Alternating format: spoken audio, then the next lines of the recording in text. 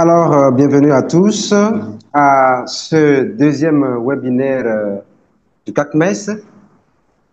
Il s'agit, pour commencer, d'un cadre ou d'une action pédagogique, une action de pédagogie populaire, comme retenu dans le plan stratégique du Conseil africain du coaching, du mentorat, de la supervision.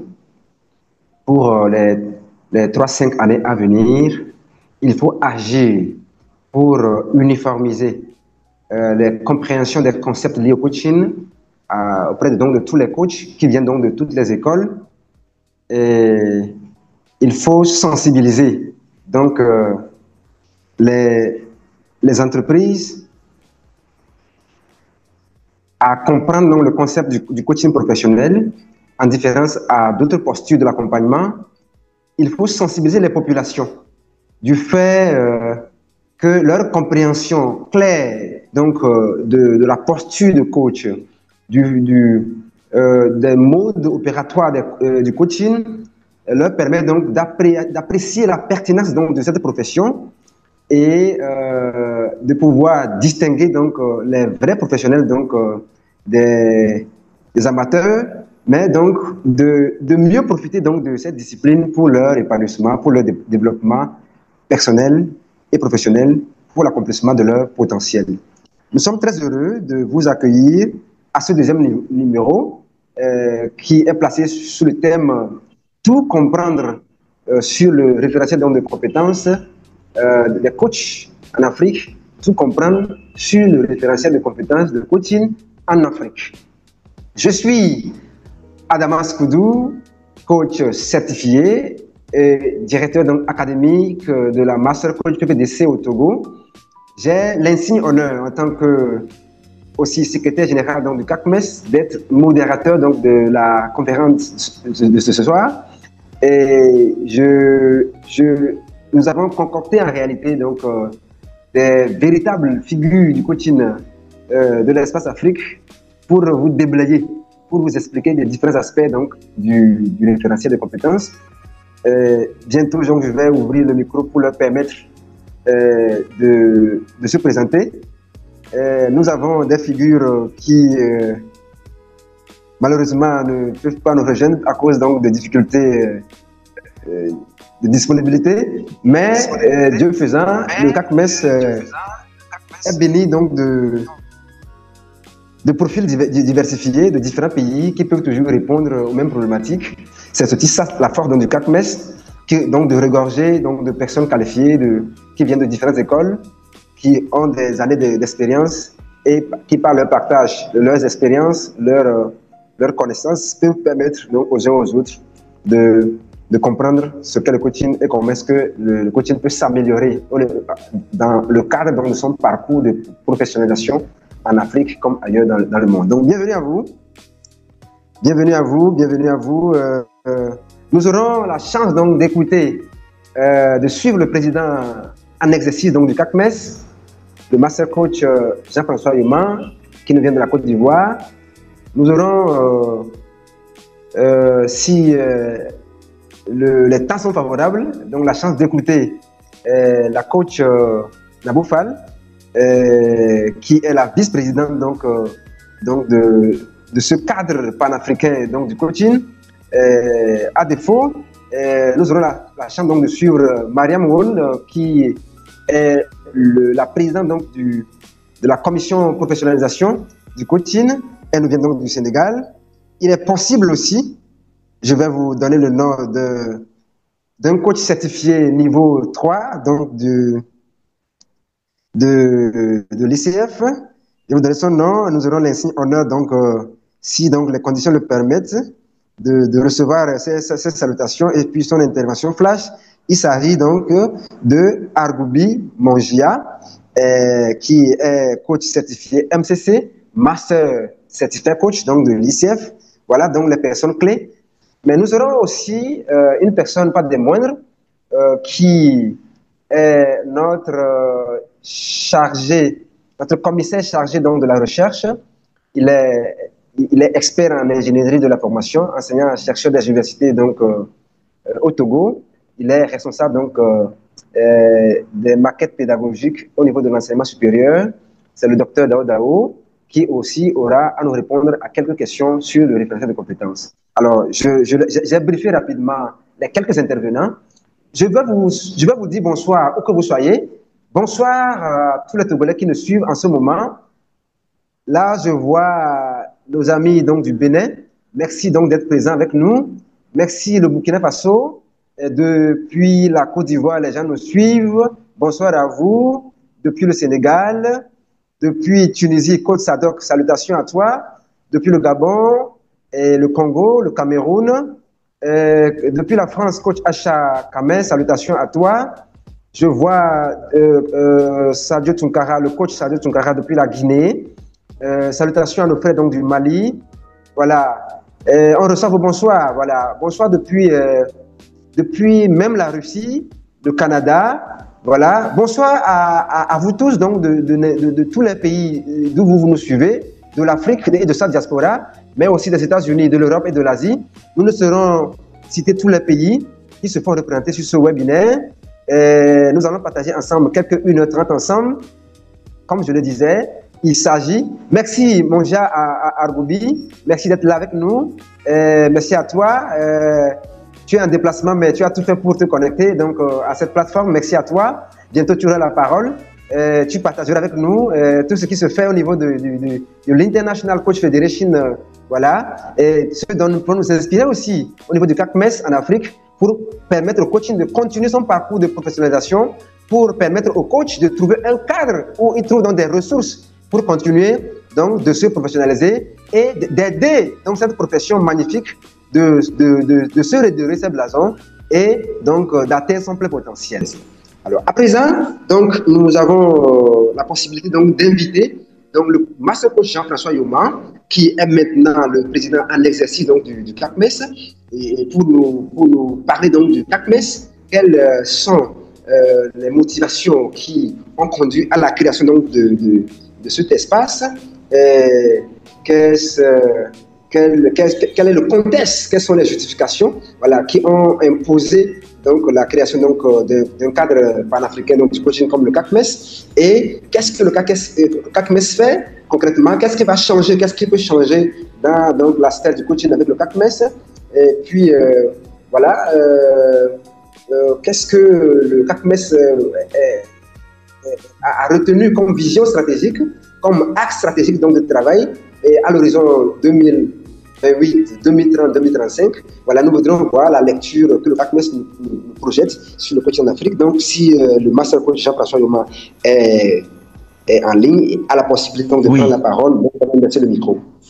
Je suis là. Merci infiniment, très cher CACMESien à Damas. C'est un privilège pour moi d'être avec vous tous, que je salue d'ailleurs. Bonjour ou bonsoir, ça va dépendre de l'heure à laquelle votre fuseau est aligné.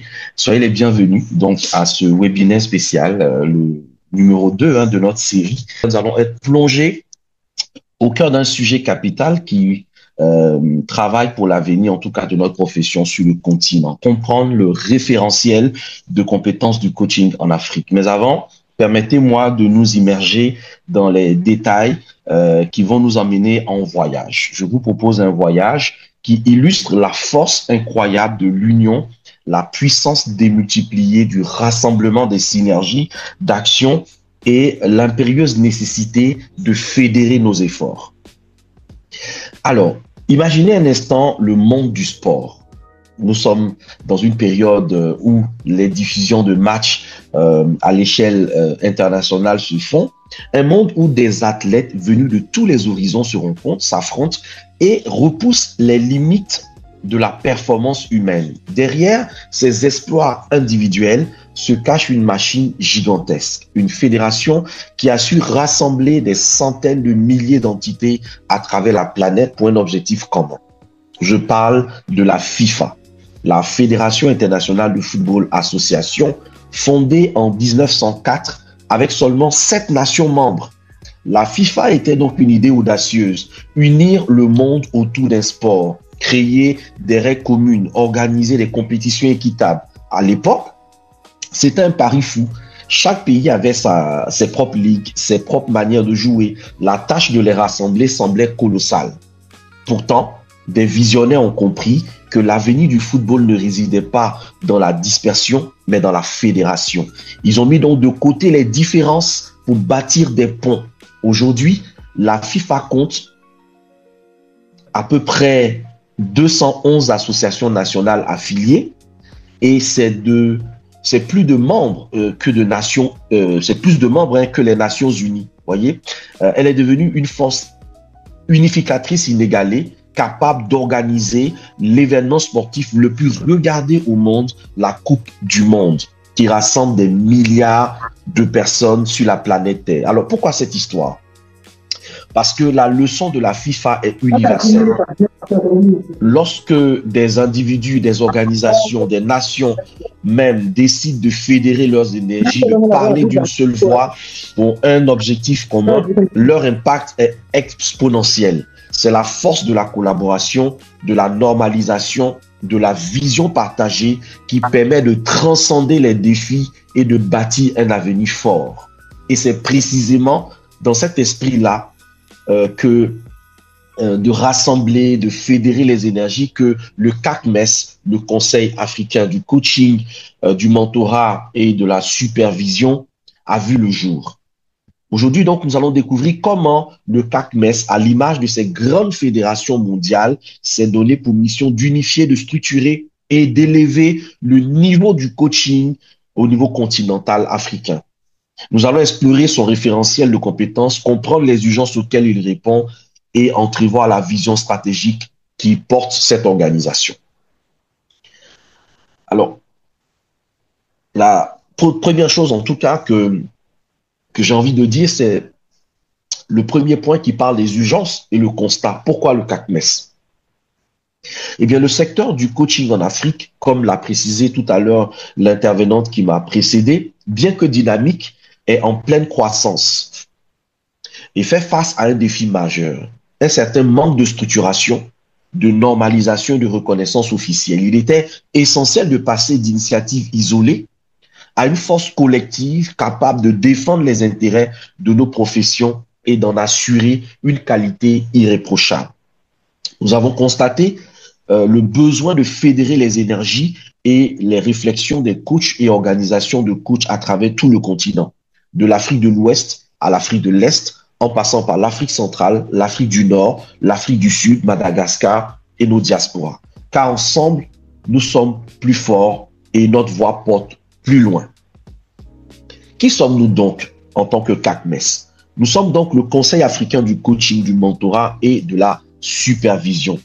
Nous ne sommes pas une association de plus, mais bien le cadre fédéral qui rassemble ces différentes entités. Nous sommes le porteur de la vision stratégique de structuration, de régulation et de réglementation du marché du coaching sur l'ensemble du continent. Notre rôle est de créer un écosystème où le coaching, le mentorat et la supervision peuvent s'épanouir dans un cadre clair et professionnel. Les objectifs du CACMES, notre feuille de route. D'abord, laissez-moi vous dire que le CACMES se positionne comme étant l'interlocuteur privilégié. Donc, votre premier objectif est d'être l'interlocuteur représentatif et reconnu des pouvoirs publics nationaux et internationaux. Il s'agit de défendre les intérêts de nos professions, coach, mentor, superviseur, et de travailler à leur réglementation officielle en Afrique. Nous avons une reconnaissance formelle de nos métiers. Nous voulons, une reconnaissance formelle de nos métiers. En deuxième lieu, la recherche et le plaidoyer pour la reconnaissance. C'est vraiment ça, la deuxième chose qui nous anime. Nous voulons nous engager activement dans la recherche et le plaidoyer pour la reconnaissance des métiers de coach, mentor et superviseur au niveau continental. C'est crucial pour la crédibilité et le développement de nos professions quand nous voyons un tout petit peu le discrédit, le tort et les a priori que peuvent connaître cette profession de coach sur les réseaux sociaux un tout petit peu partout. Troisième élément fondamental, solidarité et coopération.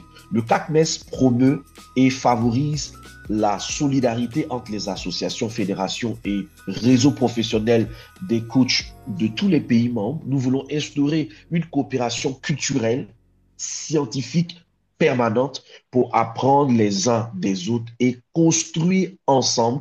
Et pour dire comme Vincent Lénart et François Délivré, pour co-construire ensemble un coaching solidaire. Standard élevé, éthique et qualité, c'est le troisième point. Enfin, c'est fondamental, hein, le CACMES vise à développer en Afrique une pratique du coaching et du mentorat répondant à des standards professionnels élevés, une éthique irréprochable, un code de déontologie propre à assurer une qualité optimale dans le monde du coaching, du mentorat et de la supervision. Quatrièmement, la vision du CACMES, pour moi, c'est un avenir structuré et rayonnant. Notre vision est claire. Le coaching doit être structuré, normalisé et pleinement reconnu en Afrique par nos institutions nationales et internationales. Nous aspirons à ce qu'il soit pratiqué de manière originale. Du coaching africain, fait par des Africains, pour le monde. En tenant compte des spécificités de notre continent, tout en étant aligné sur les standards internationaux les plus exigeants. Cette vision, nous la résumons dans notre connexion. Participer activement au rayonnement du coaching en Afrique et dans sa diaspora et ainsi contribuer à l'émergence d'un monde meilleur par une Afrique résiliente dont les fils et les filles sont les principaux acteurs. Ce que ce webinaire apporte et comment s'engager. Et c'est peut-être par là que je vais terminer mes avant-derniers propos. Ce webinaire s'inscrit pleinement dans cette démarche. Il est une opportunité de comprendre concrètement le référentiel de compétences de coaching en Afrique que nous avons élaboré. Ce référentiel est la pierre angulaire de notre démarche de structuration et de qualité. Il va changer le secteur du coaching en Afrique en offrant un cadre clair et des repères professionnels pour tous. C'est ainsi une invitation à l'apprentissage et au partage. Comme tous nos webinaires gratuits en français ou peut-être en anglais, hein, il faudra peut-être penser à une version anglaise si jamais nous avons donc des organisations ou des coachs anglophones, est conçu pour favoriser le développement de vos compétences, chers coachs. Vous pourrez interagir directement avec nous et les CACMESiens, CACMESiennes du monde entier. Le CACMES, c'est une œuvre collective et votre participation est essentielle. Que vous soyez coach, mentor, superviseur ou simplement intéressé par le développement personnel et professionnel en Afrique, vous avez un rôle à jouer. Nous vous encourageons à vous connecter et apprendre à exceller avec nous. Enfin, ma conclusion, le CACMES n'est pas seulement un organisme, c'est un mouvement. C'est un mouvement vers un coaching africain fort, reconnu et porteur de sens. Nous sommes convaincus que par cette fédération des intelligences et des énergies, nous allons marquer durablement le développement de nos sociétés. Je suis maintenant à votre disposition pour répondre à vos questions et approfondir chacun de ces points ensemble. Connectons, apprenons, excellons. Je vous remercie. Merci, cher président, son excellence, Jean-François Yuma, le premier président, actuellement en exercice donc, du CACMES, le président donc, du Conseil fédéral au niveau continental. Merci d'avoir pu prendre cette responsabilité qui n'est pas une petite responsabilité, parce que comme nous venons de l'entendre avec la coach Mariam donc, du Sénégal, il y a d'abord la difficulté à s'organiser au niveau local, au niveau national, au niveau de tous les pays. Et le CACMES compte aller au-delà pour mettre en place un cadre continental. Et c'est ce que vous êtes en train de faire. Ce que je retiens d'intéressant est que vous avez une définition claire donc, de d'où vous venez, en tout cas d'où nous venons, et où est-ce que nous voulons aller. Les indicateurs, les KPI voilà, qui nous permettent donc de mesurer le progrès. Vous avez une idée claire de la vision qui gouverne donc le fonctionnement du CACMES. La question que moi j'aimerais vous adresser avant donc de passer la question de passer à la discussion sur le référentiel de compétences, c'est qu'est-ce que vous pensez, comment comptez-vous gérer ces aspects de pesanteur, ces aspects de certains caractères égoïstes ici par là, personne ne veut se laisser conduire par l'autre. Je suis coach. Par quel outil, par quel mécanisme serez-vous mobilisé d'abord, donc les coachs au niveau des différents pays à adhérer à ce mouvement, voilà. Et par quel mécanisme comptez-vous maintenir donc les membres à rester solidaires, à rester soudés dans la construction donc, de cette vision pour, comme l'a dit la coach Monja donc, de la Tunisie, construire et développer en Afrique quelque chose de solide qui nous ressemble comme ailleurs dans le monde. Voilà ma question à vous, monsieur le Président. Alors, c'est une excellente question. Hein. J'ai commencé par planter le décor avec l'anecdote de la FIFA qui, au départ, n'a commencé qu'avec 7 pays et qui aujourd'hui est à 211 pays en 1904. La première des choses, pour ma part, c'est que nous soyons dans une logique de construction étape par étape. D'ailleurs, le coaching, c'est le processus. Donc, il faudra que nous puissions aussi être dans cette logique de patience envers les autres, de comprendre aussi que tout changement, toute nouveauté appelle de la réticence. Donc, il ne sera pas, je vais dire, impossible que nous soyons confrontés à ces réticences qui ne sont pas forcément une réticence dans le sens donc de présenter le CACMES comme étant inefficace ou inutile pour les plus réticents, mais c'est simplement de continuer à montrer à tous les coachs africains, à tous les mentors africains, à tous les formateurs africains et à tous ceux qui sont friands du développement personnel, l'impérieuse nécessité de travailler ensemble. Voyez, Nelson Mandela disait que seul on va vite, mais ensemble on va plus loin. Donc l'idée ici, c'est de comprendre que c'est des forces vives de chaque pays, les organisations fortes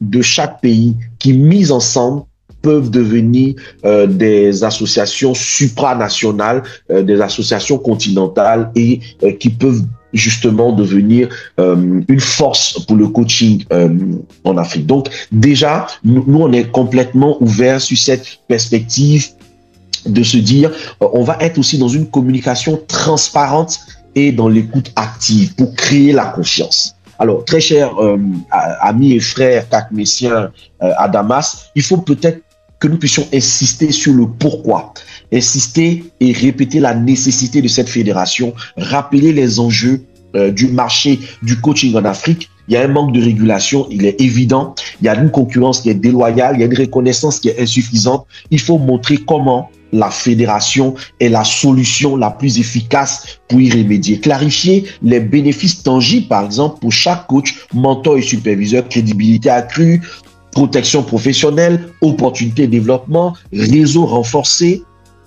Ensuite, je pense en tant que président du CACMES que le dialogue ouvert et l'écoute des préoccupations doit être au cœur de notre démarche.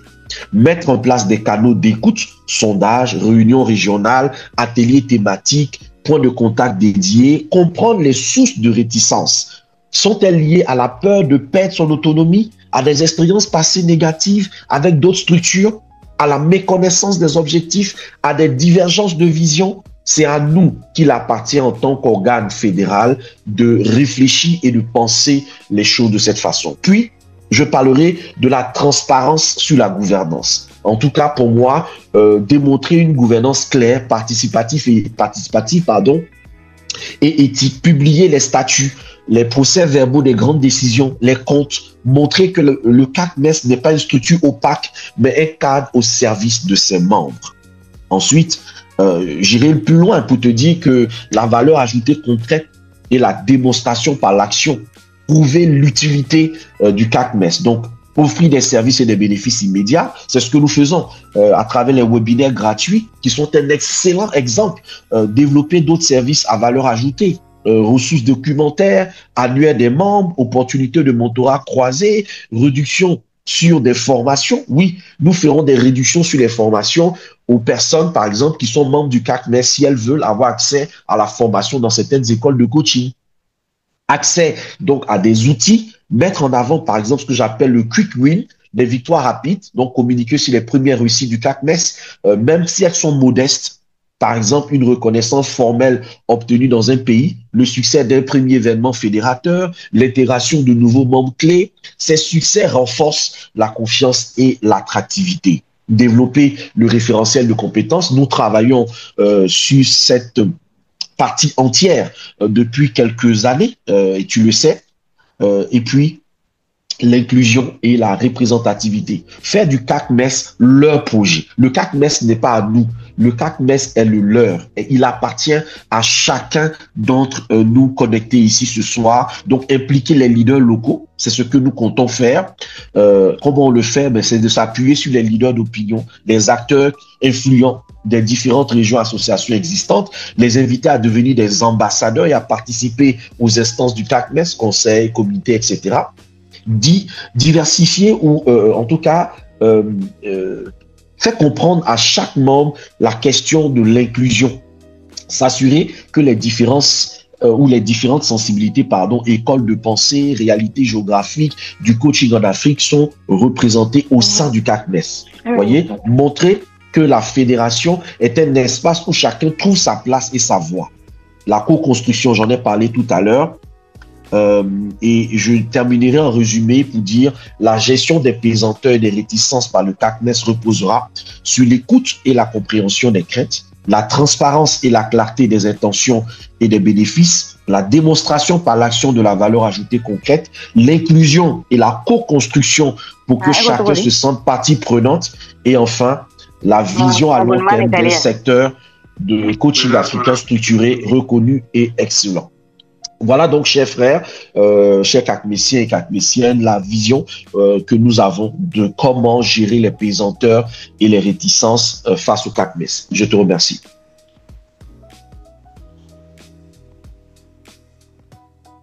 Vraiment, merci encore pour vos mots très clairs et motivateurs, vos mots profonds et mobilisateurs. Je retiens que vous connaissez clairement les enjeux du pilotage stratégique de cette structure. D'abord, c'est certainement un travail volontaire parce que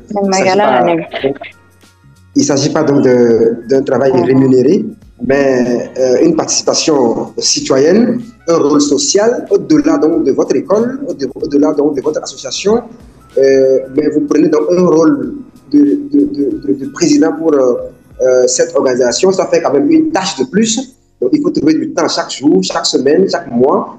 Il faut communiquer, il faut coordonner les différents services, les différentes instances.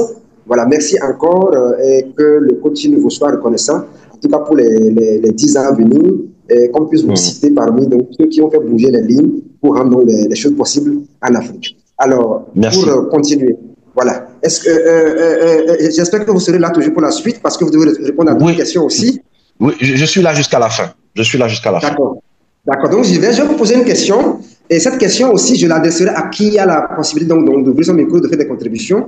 Il s'agit donc de nous parler donc du référentiel de compétences. Il y a d'abord donc le contexte qui a été posé déjà par donc, les premiers intervenants. On comprend qu'il y a manque de structuration, etc. Il y a manque de reconnaissance sociale ou juridique. etc. Donc maintenant que le CACMES est là pour résoudre tous ces problèmes en ayant défini une vision claire. Alors le référentiel de compétences, qu'est-ce qu'il représente pour le coaching? Qu'est-ce qu'il représente pour les écoles? Qu'est-ce qu'il représente pour les associations? Comment est-ce que vous êtes organisé déjà depuis les 2023 jusqu'à cette date? Comment est-ce que vous êtes organisé pour rendre possible un travail collégial, un travail scientifique qui doit certainement bientôt être présenté au public? Très bien. Alors, sur la question donc du référentiel de compétences, ce qui est important, en tout cas, c'est un pilier central. Hein. Il est crucial d'en expliquer l'importance pour les différentes parties prenantes. Vous voyez, nous venons de parler des fondements et des ambitions du CACMES. Vous voyez, nous allons aborder à partir de cette question fondamentale que tu nous poses, cette question du référentiel. Ce n'est pas un simple document, c'est un outil stratégique, un langage commun et un gage de professionnalisme pour l'ensemble de notre écosystème. Alors concrètement, qu'est-ce que le référentiel représente pour les organisations, les écoles et les organisations de coaching? Alors d'abord pour les associations de coaching, fédérations, réseaux professionnels, etc. C'est un cadre unifiant et standardisé. Pour les associations membres ou partenaires, le référentiel représente un cadre professionnel commun. Il permet d'aligner les pratiques et les attentes au-delà des frontières nationales ou des spécificités locales. Fini donc les divergences majeures sur ce qui est bon coach en Afrique ou pas. Nous parlerons un même langage de compétences et d'une même voix. Deuxièmement, c'est le renforcement de la crédibilité qui fait problème, hein, qui fait vraiment débat dans le monde du coaching en Afrique. En adoptant et en promouvant ce référentiel, les associations renforcent leur propre crédibilité et celle de leurs membres. Elles peuvent donc garantir à leurs adhérents et au public que leurs coachs répondent à des standards reconnus et validés par une instance continentale. Troisièmement, la facilitation de la mobilité et de la collaboration. Pour un coach membre d'une association au Sénégal, il sera plus facile de collaborer et d'exercer en Côte d'Ivoire ou au Maroc si les référentiels de compétences sont alignés. Voyez quel avantage cela a pour les coachs africains. Cela favorise la mobilité des talents et la mise en place de projets collaboratifs transnationaux. Quatrièmement, un outil de plaidoyer, car le référentiel devient un argument de poids dans les discussions avec les pouvoirs publics pour la reconnaissance et la réglementation des métiers. Les associations peuvent donc présenter un cadre clair et structuré de ce que sont les compétences attendues. Pour les écoles de coaching, par exemple, et les organismes de formation. Des alignements de programmes pédagogiques. Le référentiel fournit une feuille de route claire et précise pour la conception, l'ajustement des programmes de formation au coaching. Les écoles savent exactement quelles compétences développer et valider chez leurs coachs aspirants ou leurs étudiants pour qu'ils répondent aux standards africains et internationaux. Ça développe aussi une garantie de qualité et d'attractivité. Les écoles, par exemple, qui intègrent ce référentiel peuvent certifier à leurs futurs étudiants qu'elles les forment selon les meilleures pratiques du continent. Vous voyez, ceci va donner un poids aux formations qui se font au niveau local. C'est un argument de vente majeur qui attire des apprenants soucieux de leur employabilité et de leur reconnaissance. La validation des acquis et la certification. Il offre une base pour les processus d'évaluation des compétences. Une école peut facilement démontrer que ses diplômés possèdent les aptitudes requises, facilitant ainsi leur certification et leur intégration professionnelle. Et puis en termes d'innovation pédagogique, bien qu'il fournisse un cadre, il encourage aussi l'innovation. Les écoles peuvent explorer différentes méthodes pour enseigner ces compétences tout en garantissant la cohérence des résultats. Et puis au niveau des organisations, entreprises, institutions, ONG, les recruteurs, etc. Vous voyez, la clarté dans les recrutements et le choix des coachs. Les organisations qui souhaitent faire appel à des coachs, mentors ou superviseurs disposent désormais d'une grille d'évaluation claire, sans équivoque. Elles peuvent identifier et sélectionner des professionnels dont les compétences sont attestées par un référentiel reconnu, réduisant ainsi les risques et augmentant la confiance. Voyez, l'optimisation des investissements en s'appuyant sur des coachs dont les compétences sont validées par le référentiel, les organisations optimisent leurs investissements dans le développement des talents. Elles sont rassurées de travailler avec des professionnels capables de produire des résultats concrets et alignés sur des standards de qualité, sur le développement des carrières internes. Le référentiel peut également servir de guide de développement des compétences internes en coaching ou en mentorat, permettant aux organisations de construire leur propre programme de formation et de perfectionnement basé sur des standards professionnels. Et puis, la standardisation des appels d'offres.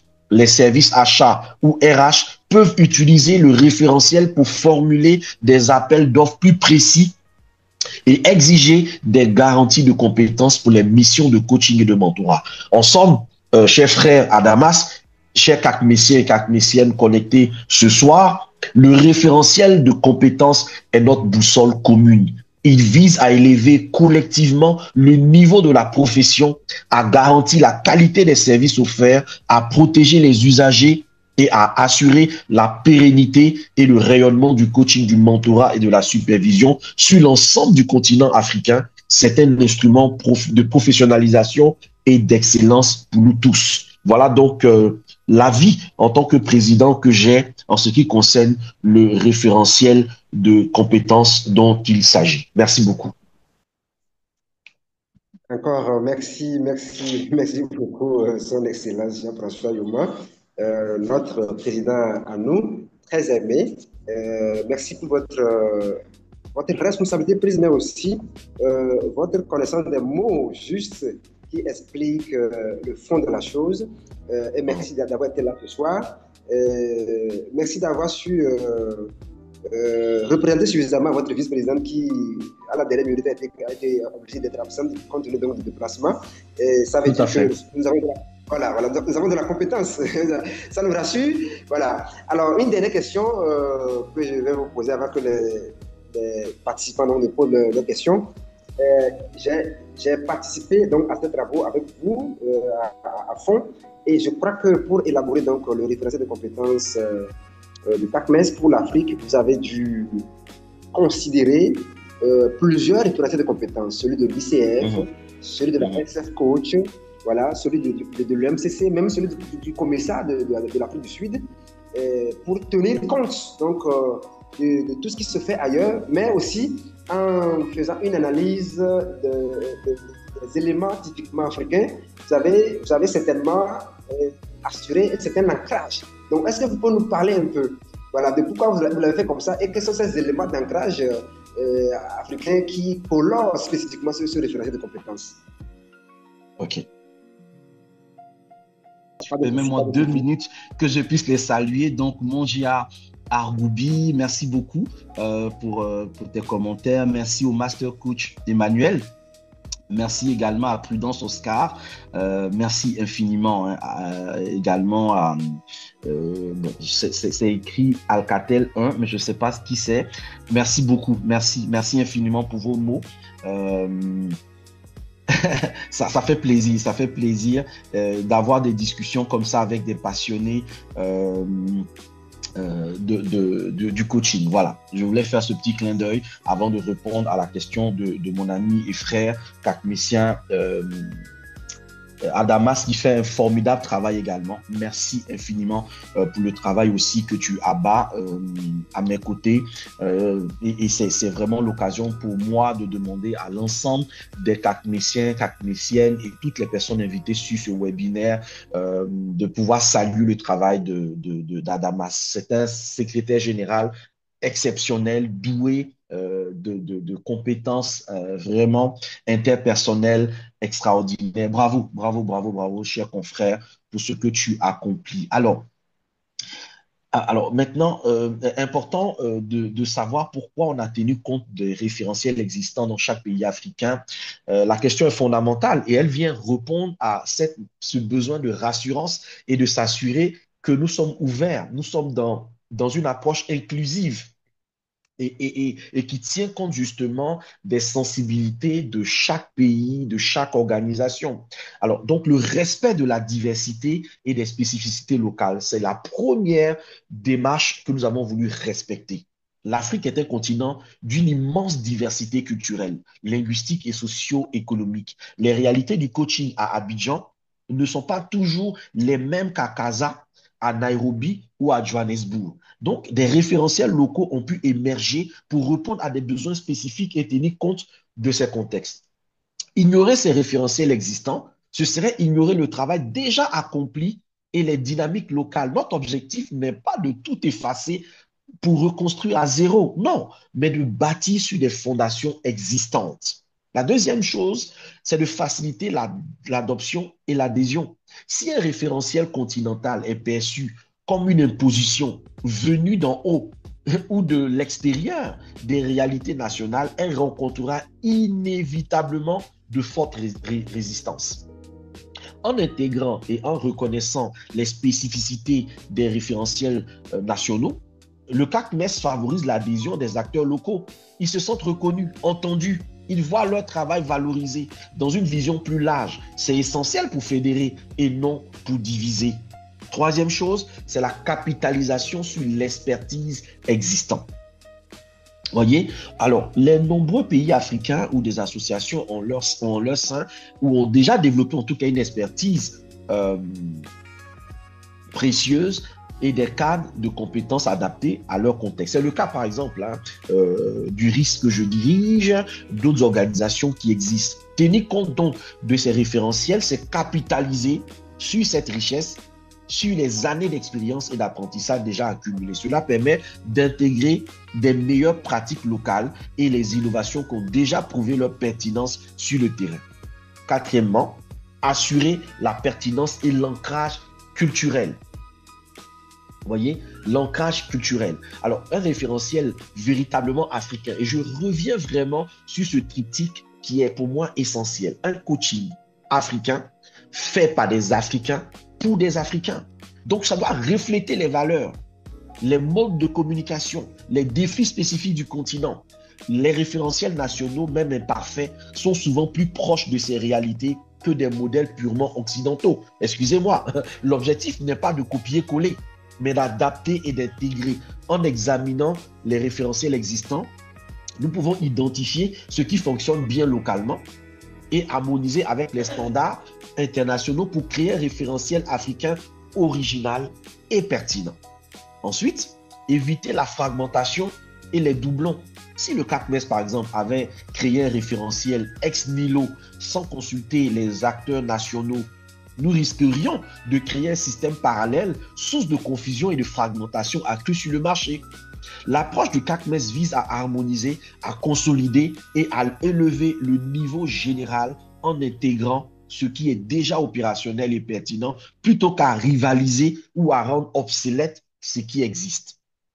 Enfin, légitimité et représentativité font partie de la démarche que ma vice-présidente, moi-même et tous les membres donc, du CACMES envisageons pour être véritablement un conseil africain.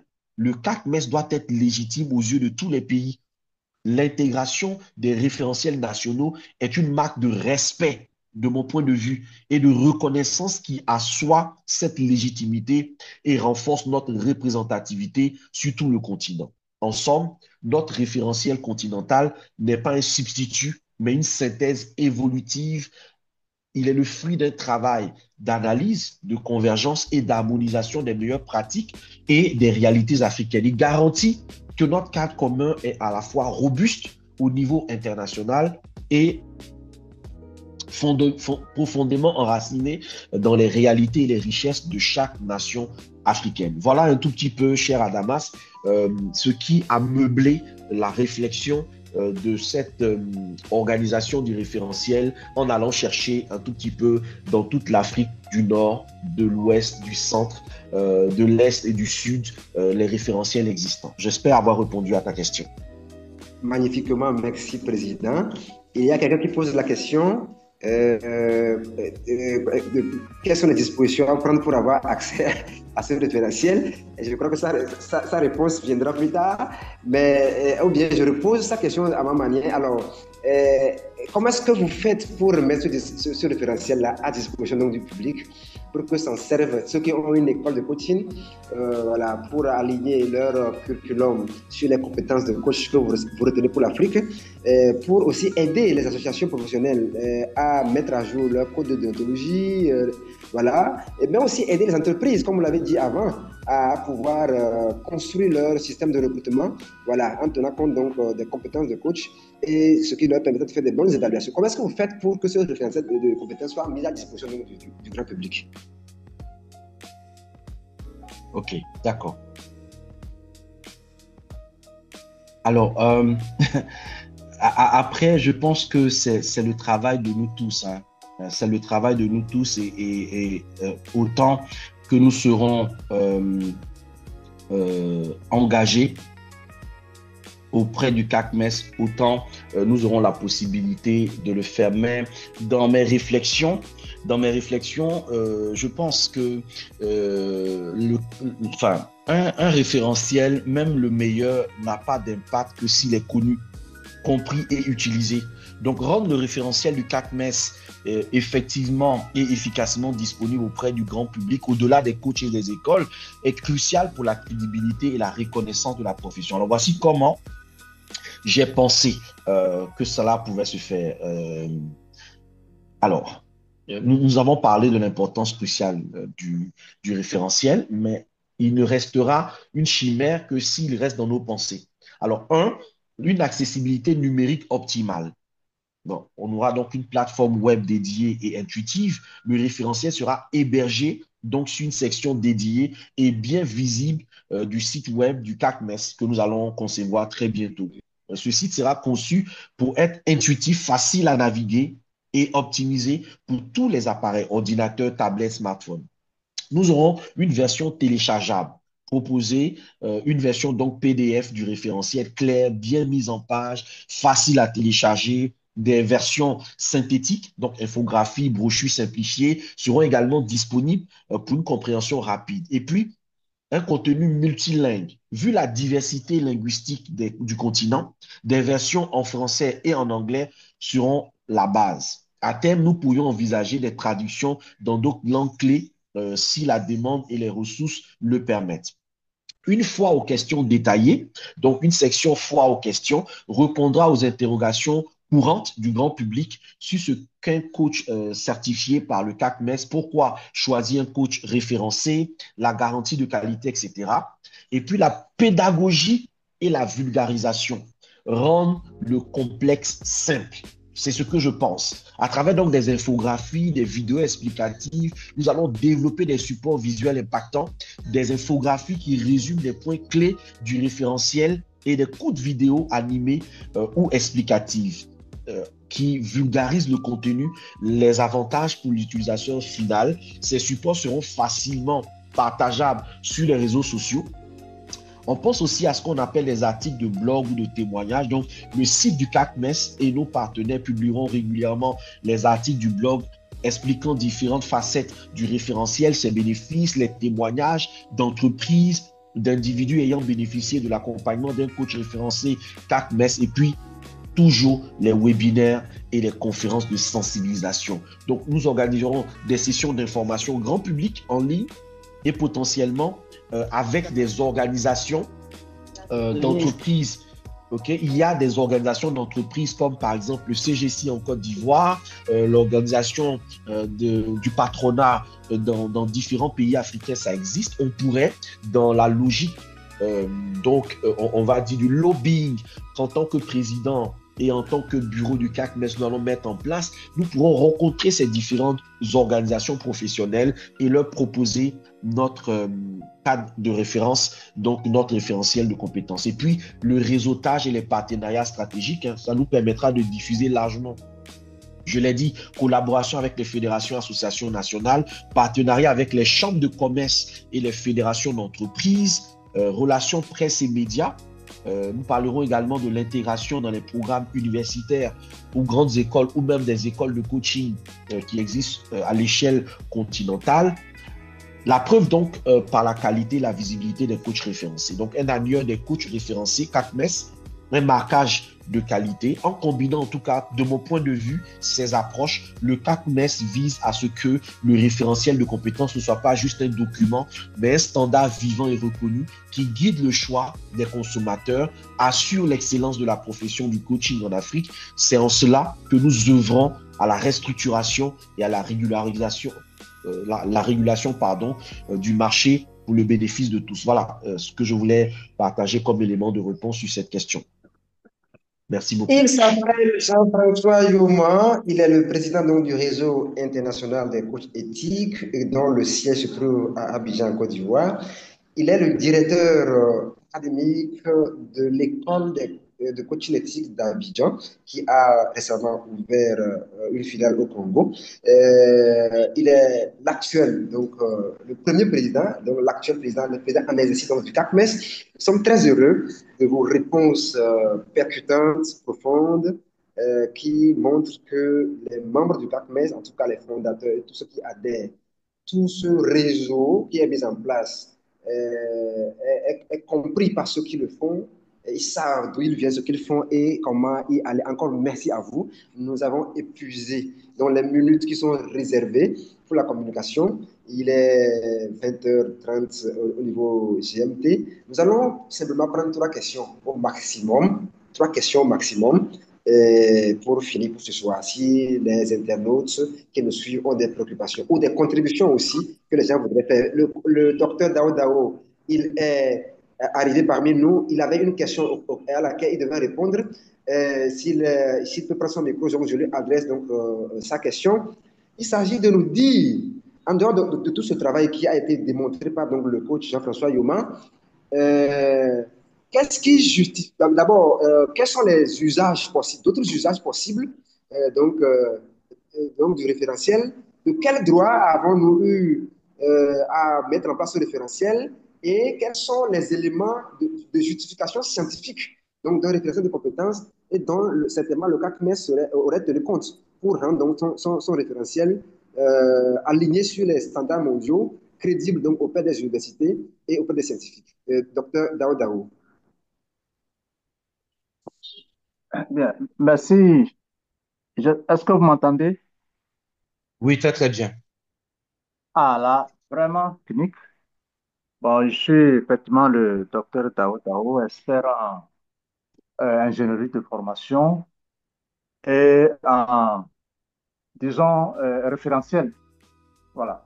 Donc, je voudrais, d'entrée de jeu, remercier tous les intervenants qui ont su très bien expliquer la situation du coaching sur le plan africain et sur le plan mondial.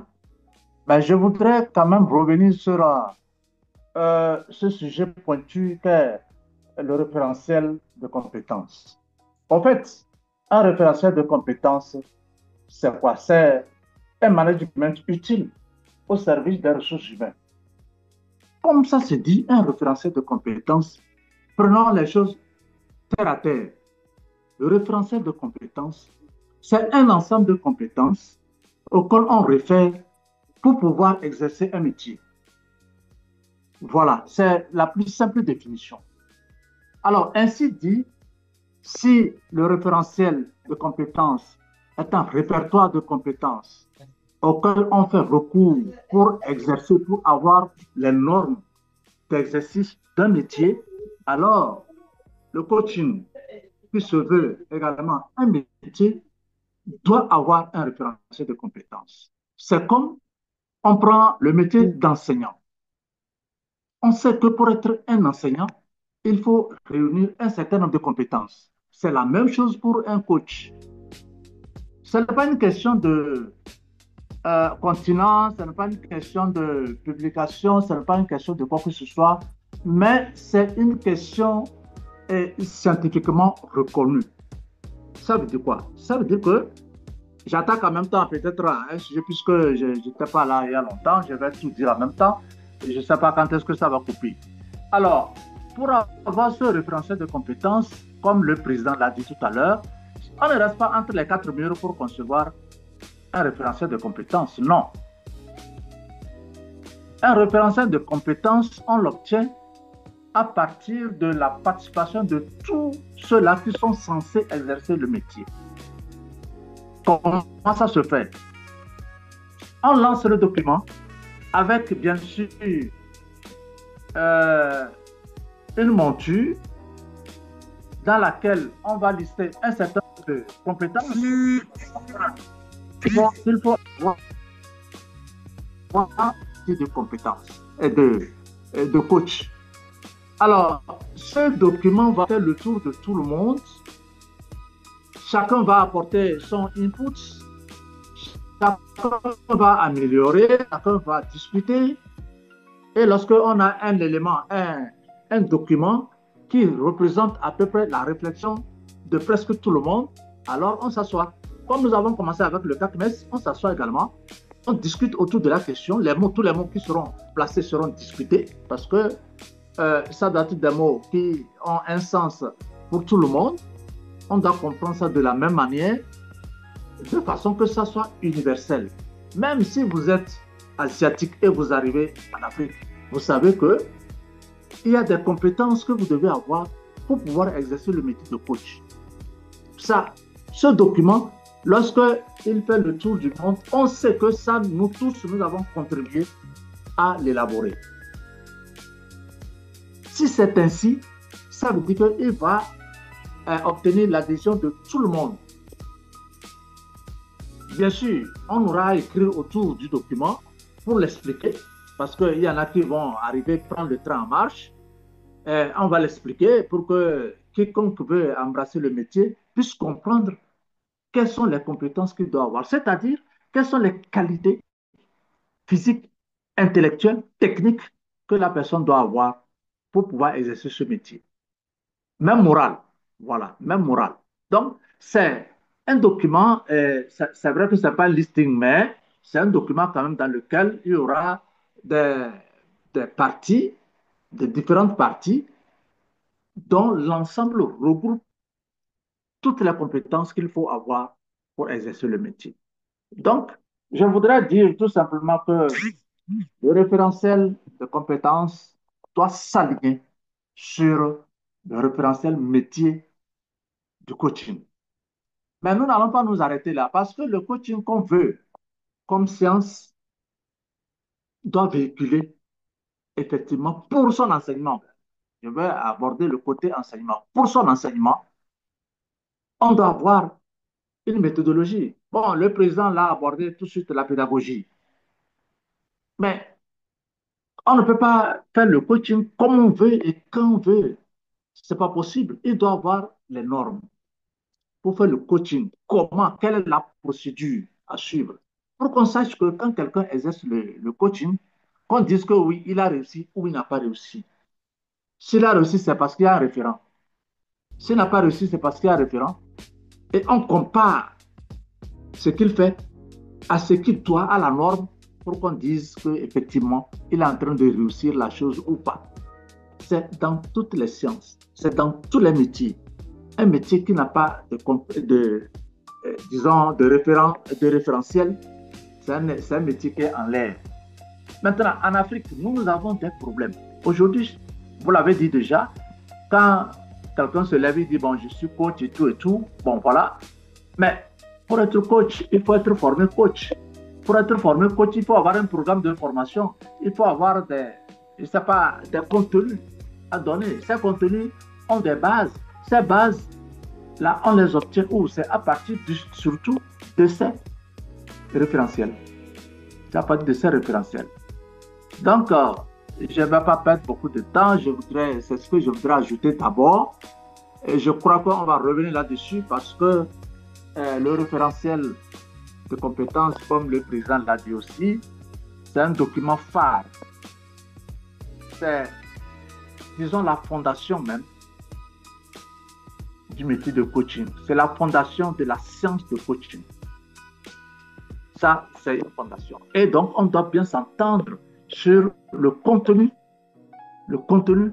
de ce document. C'est vrai qu'on parle des référentiels de compétences qu'on obtient, qu'on a obtenu plutôt dans les autres continents, sur les autres continents, tout ça. C'est un document qui a été élaboré pas en une minute, non. C'est à longueur d'année. Et puis ça s'améliore au fur et à mesure que, disons, les choses nouvelles apparaissent. Il y a pas longtemps, il n'y avait pas l'ordinateur. Mais donc, le référentiel avait aussi tenu compte de la situation de l'heure. Donc, le référentiel évolue selon le temps et, disons, selon la science également. Donc, voilà ce que je voudrais ajouter. Je ne sais pas s'il y a d'autres questions. Je voudrais bien répondre à ces questions. Mais voilà ce que je vais dire pour le moment. Je tiens à remercier une fois encore tous les participants, des gens qui s'étaient pas préparés, qu'on a cueillis comme ça à froid, mais qui ont pu quand même se défendre.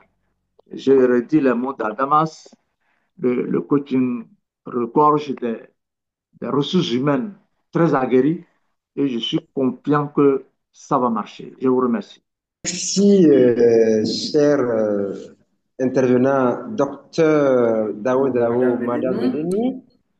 Euh, vous êtes ingénieur de la formation et vous avez travaillé plusieurs années comme inspecteur des inspecteurs de l'éducation nationale au Togo. Et actuellement, vous êtes le responsable donc, des maquettes pédagogiques au ministère donc, des enseignements supérieurs et responsable donc, des cours de recherche au niveau de l'École nationale d'administration. Votre contribution a été significative depuis les journées scientifiques qui ont accouché le 4 mai et jusqu'à cette date.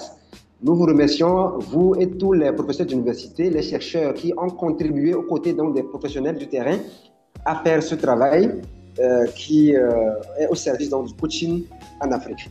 Je crois que vous avez dit l'essentiel de ce qu'on attendait de vous. Je vais simplement laisser donc la place aux interlocuteurs, aux intervenants, aux internautes pour une ou deux ou trois questions maximum, si nous allons pouvoir prendre vraiment ces quelques 5-10 minutes, si les gens ont des préoccupations, des compléments qu'ils voudraient faire pour que nous puissions clôturer pour aujourd'hui. La question est ouverte à qui voudra poser. Voilà. Attendez, oui, ok. Je suis Mawana Joseph, donc togolais d'origine, basé à Milan, en Italie. Donc, je suis un coach, un life coach principalement. Et c'est vrai que Dr Dao Dao a dit donc, voilà, tout ce qui est au niveau pédagogique, parce que moi-même en Italie, j'ai suivi un master universitaire. Ok, voilà. Donc où il y a eu vraiment la pédagogie. Et mais voilà, au cours de ça, il y a eu quand même l'accent sur l'expérience, parce que quand on fait du coaching, ce n'est pas seulement des cours qu'on donne, mais ça veut dire qu'il y a un client qui arrive, qui paye, qui attend des résultats.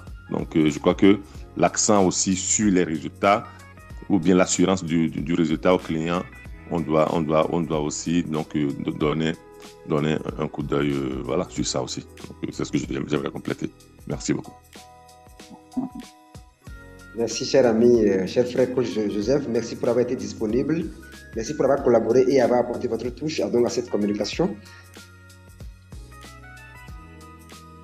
Est-ce que Dr Dao peut faire un commentaire? Oui. Je vais répondre par rapport à la dernière intervention. Vous savez, le coaching, après tout, c'est un métier dont le soubassement est assis sur une science des sciences, est assis sur les sciences, appartient aux sciences sociales. Voilà. Donc, vous savez, en sciences sociales, c'est difficile de faire l'expérience, par exemple, de la mort, l'expérience du suicide, ainsi de suite. C'est au fur et à mesure qu'on avance que l'expérience dont il parle, ça permet tout simplement de voir des cas de figure qui ne sont pas du tout rencontrés et on intègre ça maintenant dans nos pratiques. On ne finira jamais d'intégrer, mais on va intégrer au fur et à mesure qu'on avance. C'est pourquoi je suis d'accord avec lui que l'expérience compte beaucoup. L'expérience compte pourquoi? Parce que quand vous avez l'habitude de faire, quand vous avez l'habitude d'aborder des gens, quand vous avez l'habitude de faire ceci ou cela, là, vous avez la main libre, vous êtes aisé d'aborder des gens sans complexe. Parce que lorsque vous voulez faire du coaching, si vous ne faites pas attention, vous risquez de glisser très vite dans, dans la psychologie, ou bien vous risquez de glisser très vite dans le tutorat, ainsi de suite. Mais si vous n'avez pas de l'expérience, vous allez glisser tout de suite. Mais si vous avez l'expérience du coaching, en ce moment-là, vous connaissez les limites du coaching. Et vous y restez. Et vous avez la main. Et on trouve que vous êtes aisé dans la chose. C'est l'expérience qui compte. Mais l'expérience est assise sur la norme que tout le monde connaît, la norme que tout le monde a acceptée. En ce moment-là, vous êtes très libre de manipuler cette norme-là parce que vous l'avez fait à plusieurs reprises. Voilà ce que je voudrais ajouter. Merci encore. C'est ce qui rend riche aussi le CACMES, des praticiens, des professionnels de terrain, mais aussi des universitaires, des chercheurs. Et c'est aussi ça, quand le coaching devient une science, cette double approche donc de métier de science permet à ce que la recherche contribue à enrichir donc l'expérience de terrain ou à reprendre même l'expérience de terrain et à faire des modélisations. Donc merci beaucoup le président. Voilà. Donc je demandais s'il y a encore une ou deux interventions en plus, on va prendre et puis on va faire le mot de clôture. Allô. Allez-y. Oui, bonsoir coach Adamas, bonsoir président, bonsoir à tous les participants. Moi c'est Lawson Kafuata. Avec tout ce qu'on reçoit des webinaires pédagogiques depuis quelques semaines ou quelques mois, nous on nous a mis dans une moule où on est sorti avec le titre de coach certifié, mais avec tout ce qu'on écoute aujourd'hui, on sent qu'il y a du boulot, bien des fondamentaux à refaire malgré les quelques pratiques que nous avons eues sur le terrain. Maintenant, avec le CACMES, comment nous, maintenant, on doit pouvoir nous aider à retrouver la droite ligne du métier du coaching? Merci, cher ami. La question est laissée au docteur Dadao et au président Jean-François. Vous avez le micro, s'il vous plaît. Oui, je vais laisser la main au professeur Dao, vu qu'il n'a pas beaucoup intervenu aujourd'hui, donc il n'y a pas de problème. Je vais bien commencer, et peut-être que le président va peaufiner la chose. En fait, le CACMES, comme nous l'avons défini pendant les journées scientifiques, c'est le lieu de se mettre ensemble pour avoir les garde-fous de ce métier pour éviter les dérapages. Ça veut dire quoi? Ça veut dire tout simplement que même ceux qui sont actuellement sur le terrain, qui sont en train d'exercer le métier de coaching, il va arriver un moment où ils vont se rendre compte. Est-ce que je me fais entendre? 100%. Oui, très bien, très bien. Voilà, il va arriver un moment où ils vont se rendre compte que ça là, on faisait ça par erreur. Ça là, c'est comme ça qu'on devait le faire. Avec le CACMES, on va avoir des normes qui vont permettre de recadrer le métier. Avec la science à laquelle est adossé le coaching, il y aura toujours la recherche qui va continuer. Il y aura de très bonnes pratiques qui vont permettre au coaching d'exceller, d'avoir de bons résultats. Parce que ce coaching, nouvelle formule, va s'adosser sur des vérités incontournables. Des vérités incontournables. Et ce qui est vérité, on ne peut pas faire autrement, c'est comme ça. Et tout le monde l'accepte. Parce que ça fait des preuves. Avant qu'on ne dise que c'est une vérité, on a vérifié, revérifié. Donc, ça ne veut pas dire que tout ce que les coachs sont en train de faire à l'heure actuelle, c'est zéro. Non, ce n'est pas zéro. C'est quelque chose en fonction du niveau de connaissance de ce métier-là, en fonction du niveau de maîtrise des contours de ce métier. progressivement, nous allons arriver à des normes qui vont permettre de dire que voilà, dans le coaching, j'allais dire, quand vous êtes à tel niveau, vous pouvez faire ça. Quand vous arrivez à tel autre niveau, vous pouvez faire ça, ainsi de suite. Et on aura des grades.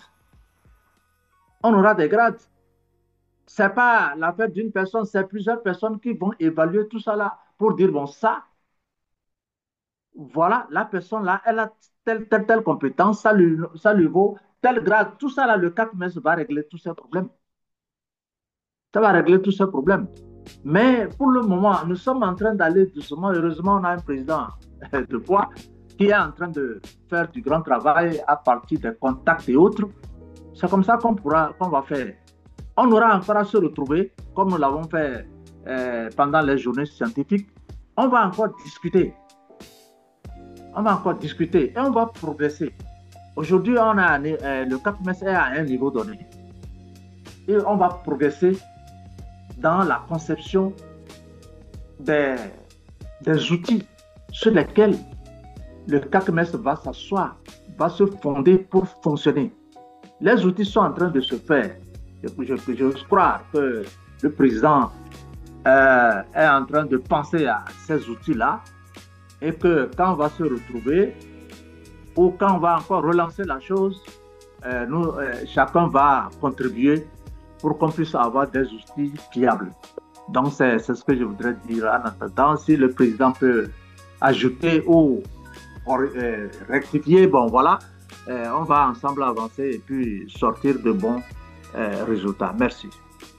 Oui, cher Adamas, je le précisais, hein, quand on parlait même des référentiels par pays, j'ai insisté sur l'impérieuse nécessité pour le 4 mai de ne pas être dans une logique qui balaie l'existant, qui remet en cause ce qui a été, mais d'amélioration continue. Donc oui, ce que nous essaierons de faire, c'est de tenir compte des modèles qui existent, de ce qui est fait et de travailler dans l'amélioration de ces compétences-là. Voilà, donc c'est le lieu pour moi en tant que président d'inviter davantage les compétences du continent à rejoindre notre organisation. Vous êtes coach, vous êtes mentor, vous êtes dans on va dire dans l'accompagnement, dans la supervision.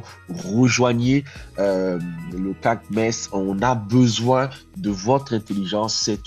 C'est une synergie d'intelligence qui permettra à notre organisation de devenir la meilleure du continent et donc d'offrir le meilleur en retour au continent. Donc voilà ce que je voulais préciser d'entrée de jeu, et je pense que nous sommes dans cette phase de conception, de conceptualisation. Voilà.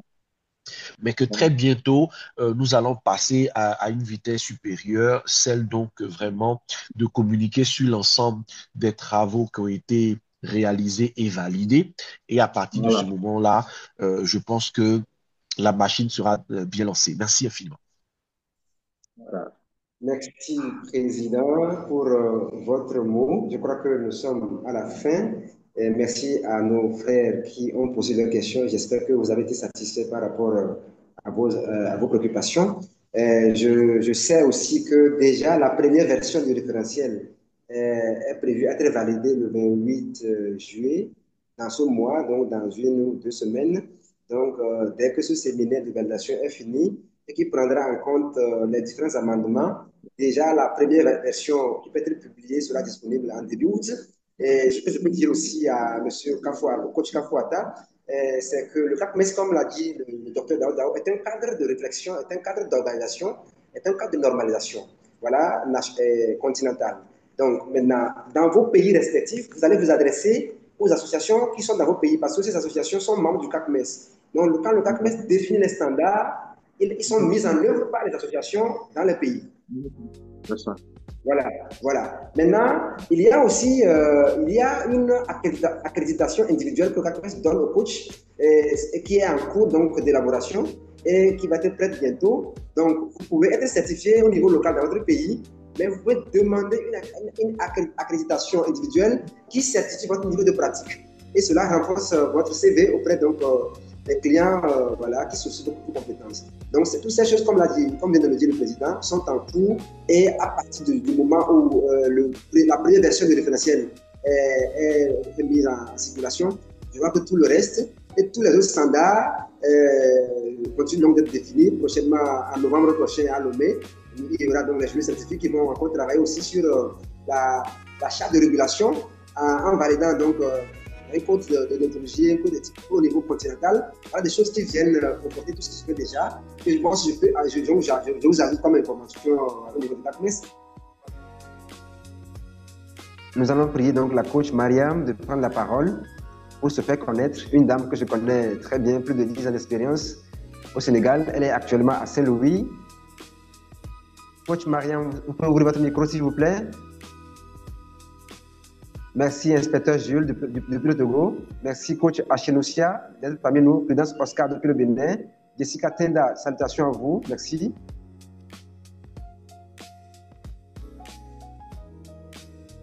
Coach René Agbodja depuis le Togo, merci. Coach Mariam, est-ce que vous pouvez prendre le micro, s'il vous plaît? Voilà, donc bienvenue, coach Mariam, depuis Saint-Louis. Merci beaucoup. Je suis appelé de rejoindre enfin. Voilà, nous te donnons donc la parole pour te présenter. D'accord.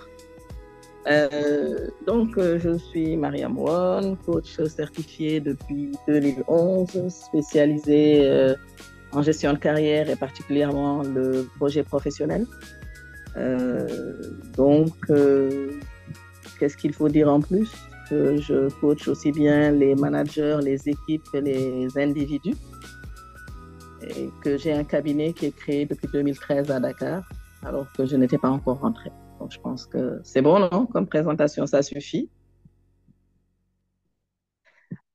Je n'entends plus.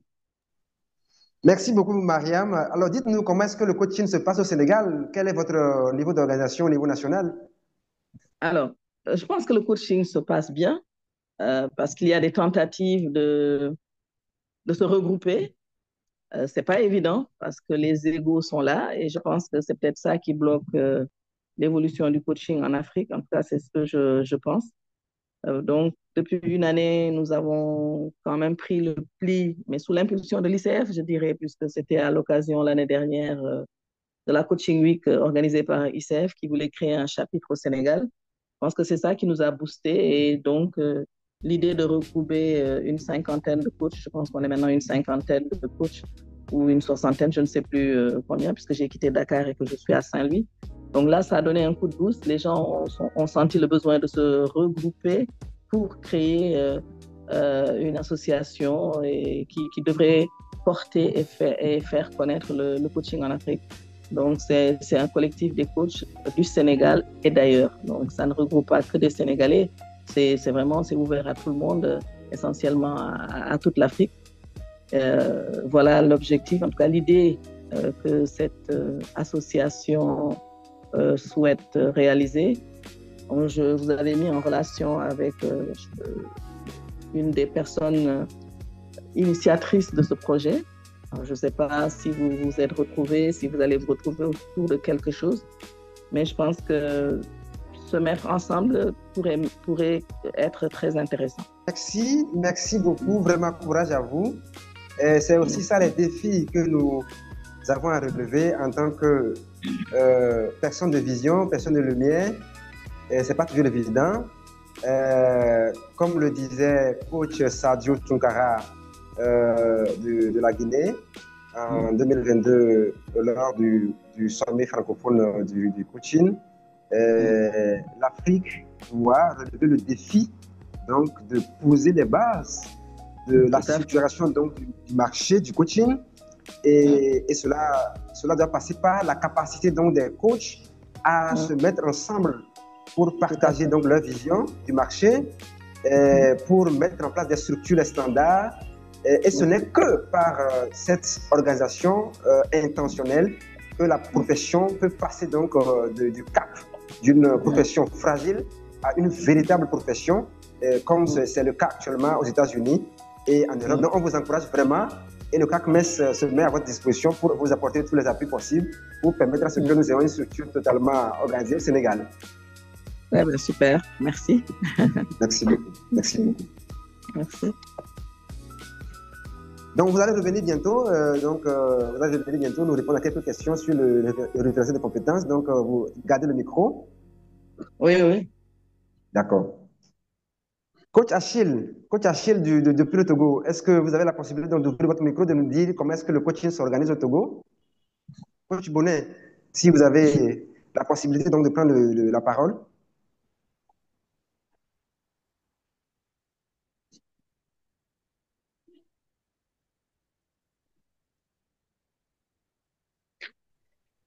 Alors, bonsoir tout le monde.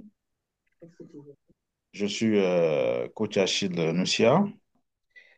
Pour le cas du Togo que je connais, j'avoue que oui, le terrain semble peu structuré jusqu'à maintenant, mais dans le lot, il y a quand même des acteurs, des coachs qui se distinguent par la qualité de coaching, en tout cas par la qualité du travail qu'ils délivrent sur le terrain, dans plusieurs domaines, hein, que ce soit le coaching des organisations, sur l'éducation, sur le business. Il y a quand même pas mal d'acteurs, mais il faut reconnaître que on a besoin d'une structuration, on a besoin des cadres, hein, qui permettent à ces différents acteurs-là de pouvoir se retrouver, de pouvoir définir plus ou moins les contours euh, du métier du coaching pour pouvoir le rendre beaucoup plus professionnel, beaucoup plus éthique, euh, afin de véritablement apporter des résultats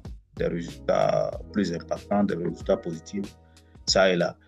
Et je pense que vous, en tant que l'un des acteurs très, très dynamiques sur le terrain, il y a beaucoup de choses qui sont en train d'être préparées afin d'organiser le cadre de coaching au Togo. Voilà. Voilà ce que je peux dire de façon très succincte.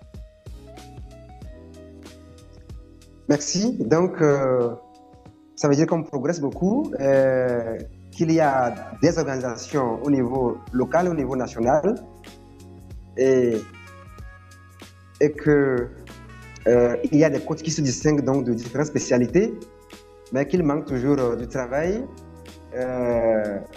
pour permettre à ce que l'éthique soit plus élevée. Donc, ça veut dire que la question d'éthicité donc, du coaching ou de la pratique des coachs demeure. Et voilà, qui montre à suffisance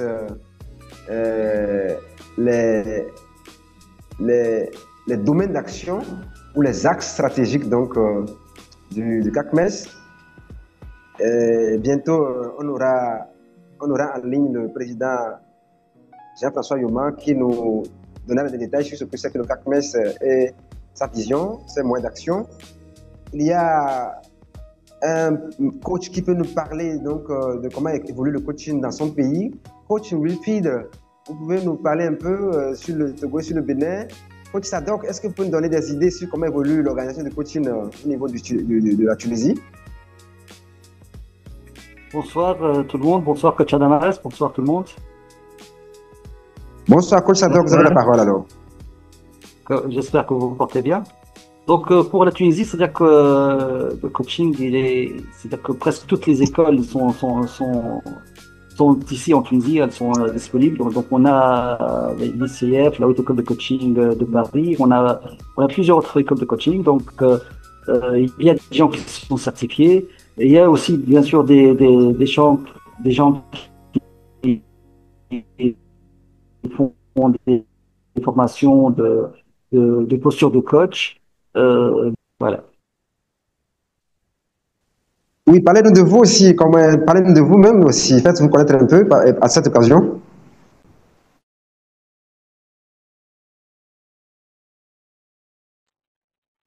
Donc, moi, je suis certifié de la Haute École de Coaching de Paris. J'ai aussi fait plusieurs aussi formations et certifications, donc de PNL, hypnose, et j'ai vu plusieurs pratiques de coaching, donc plusieurs approches. Il y a une dizaine d'années presque que je suis dans le coaching pur et dur. Voilà, donc la dernière fois, on a beaucoup parlé de la posture du coach et comment arriver au coaching. Donc vraiment, c'est-à-dire que c'est un parcours, pour moi, c'est une aventure, c'est un parcours, c'est le parcours d'une vie. Donc c'est un fleuve qui passe et qui s'agrandit petit à petit. Merci, coach Sadok, pour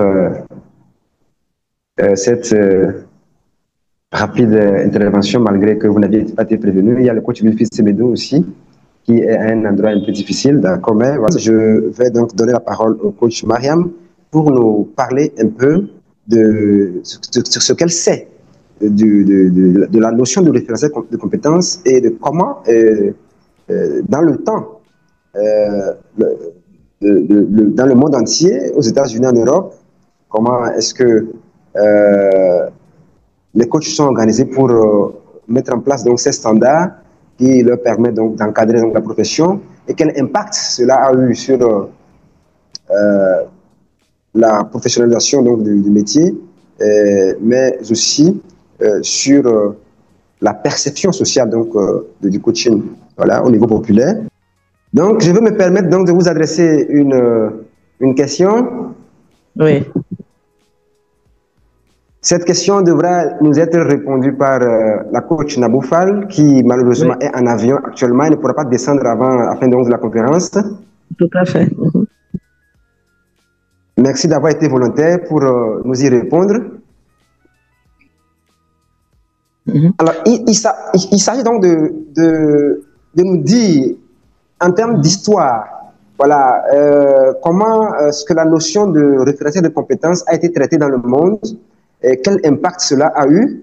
Et puis, vous nous direz aussi, au niveau de la zone Afrique, est-ce qu'il est urgent donc de concevoir ce standard, cet outil de régulation, ou est-ce qu'il faut rester dans l'air et attendre le coaching s'organiser de soi? Donc voilà la question que je vous adresse. Merci de prendre le micro, si possible.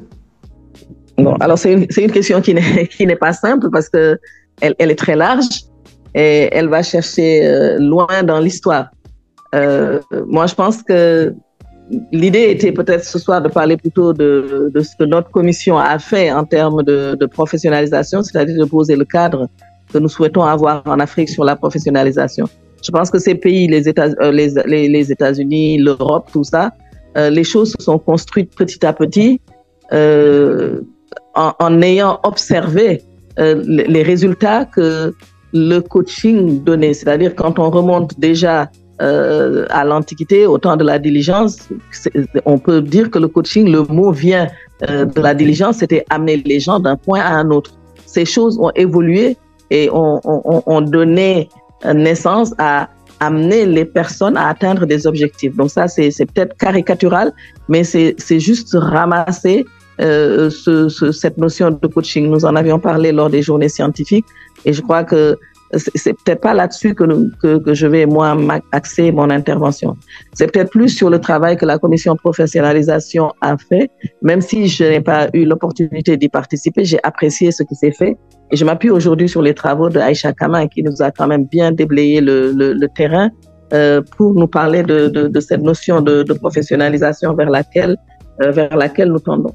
Et cette professionnalisation, quand on prend tout simplement la définition, c'est vraiment le processus qui permet à une organisation, une activité, finalement, de se structurer, de s'organiser. Et quand on parle de se structurer et de s'organiser, ça veut dire mettre en place des codes, ça veut dire mettre en place des règles, ça veut dire mettre en place aussi des garde-fous, ça veut dire définir aussi ce parcours qui doit amener les gens vers la professionnalisation. Nous le disons tous les jours, on ne s'improvise pas coach. Le coaching, c'est quand même une discipline. C'est une discipline qui est rigoureuse aussi parce qu'on travaille avec l'humain.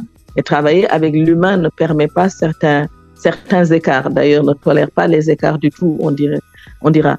Maintenant, on entend et on voit beaucoup de gens s'improviser coach, mais quand nous regardons, nous, dans ce groupe, nous avons eu à faire des parcours.